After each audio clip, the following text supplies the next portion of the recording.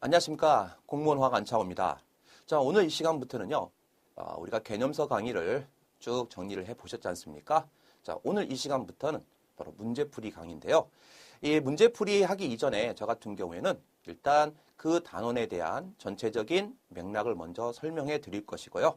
그리고 중요한 부분을 간단하게 요점 정리를 한 다음 기출문제 위주로 정리를 할까 합니다. 사실 여러 문제, 제 교재에 보면 여러 문제가 있는데요. 실질적으로 여러분께 도움이 되는 기출문제 유형, 그리고 몇 가지 문제 중에서 좀 여러분들께서 어렵다라고 생각하시는 부분들을 위주로 추려가지고 전부 다 문제 풀기에는 좀 시간적으로 좀 부족하니까 중요한 부분, 그리고 출제 빈도가 높은 그러한 개념들 위주의 문제들을 하나하나 차분하게 정리하는 그런 시간을 이번 문제풀이 강의를 통해서 정리해 보도록 하겠습니다. 자, 오늘은요, 그 문제풀이 첫 번째 시간이죠.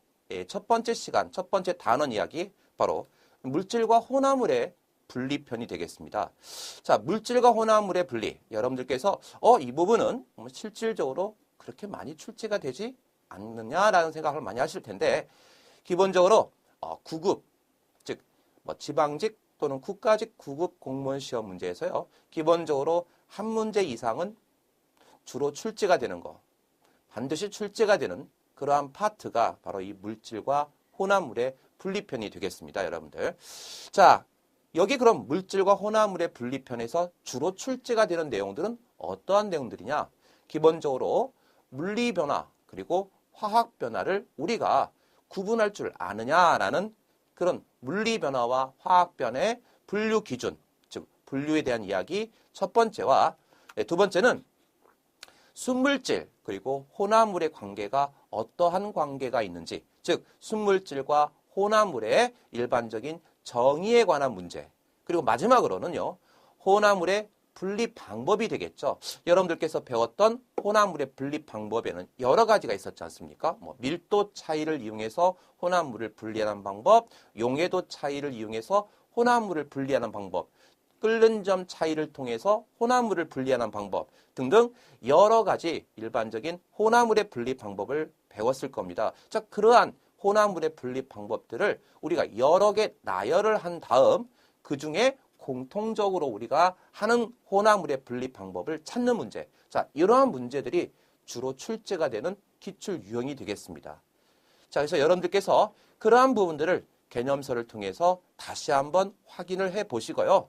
그리고 이 문제, 기출 문제를 접근을 한번 해 보신다면 어떤 문제든, 즉 1단원 문제 같은 경우는요, 기본적으로 맞춰줘야 될 부분이기 때문에 반드시 여러분들께서 꼭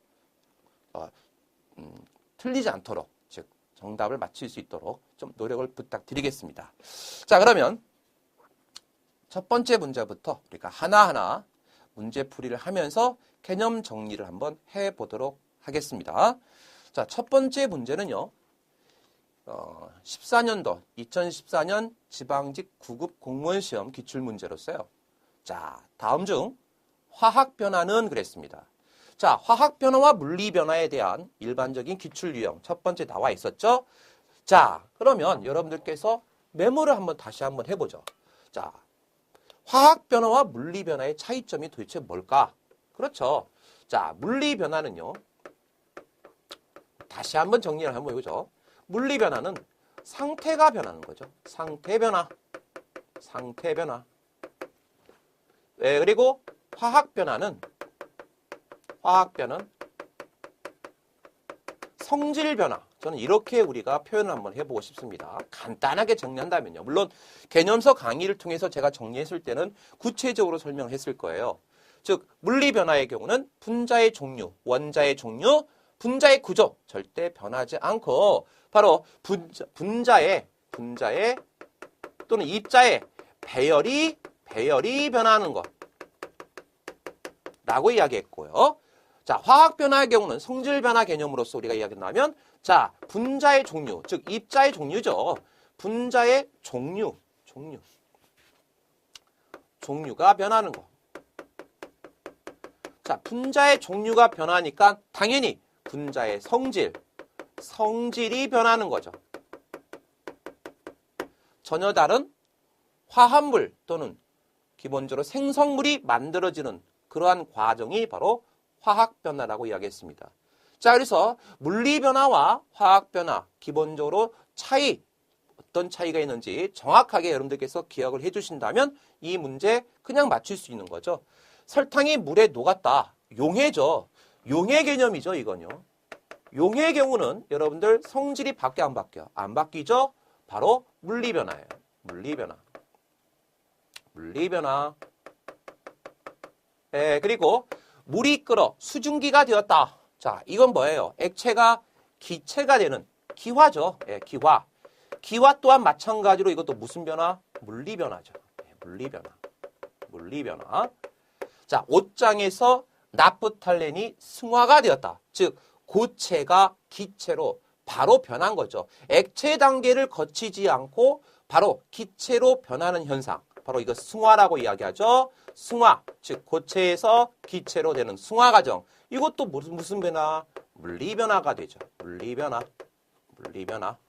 자, 그런데 4번의 경우는 상온에서 방치된 우유가 부패가 되었다. 자, 상했다. 이건 무슨 변화가 돼야 되겠죠? 맞아요. 화학 변화가 되겠죠. 전혀 다른 새로운 물질, 우유가 아니니까요. 그렇죠? 예, 그래서 우리는 화학적 변화를 통해서 우리가 문제를 푼다면 결국 정답은 4번이 되겠습니다.